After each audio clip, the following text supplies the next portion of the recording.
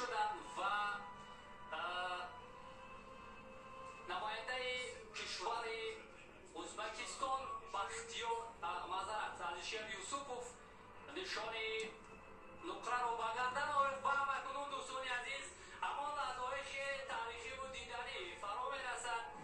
این هم باشد تیمور رحیموف است که دوستان عزیز نشان طلای مسابقات گرند سلام را به گردن می آویزد که این هم البته در تاریخ تاجیکستان یک صحیفه نوی را باز می کند و امروز در روز سرقانون جمهوری تاجیکستان تیمور رحیموف تحفه ارزنده را برای تمام ملت تاجیک هدیه کرد و ما امیدواریم که چون بالاتر هم گفتیم از این به بعد نتایج و راه پهلوانان ما برای کسب نشانهای ارزنده و دیدنی بیشتر خواهد شد. مبارکت باد تیمور رحیموف، مبارک باد با تمام مردم سربلند تاجیکستان. البته که بعد از تلاش، بعد از کوشش‌های پیوسته که تیمور رحیموف در مسابقه‌های سطحی با نفوذ شرکت می‌کرد بالاخره توانست همان نتیجه ارزنده را به قید بگیرد. من از تمام مردم سربلند تاجیکستان خواهش می‌کنم همه یک جا از جا برمیخیزیم، سرودی ملی جمهوری تاجیکستان سلام می‌دهد.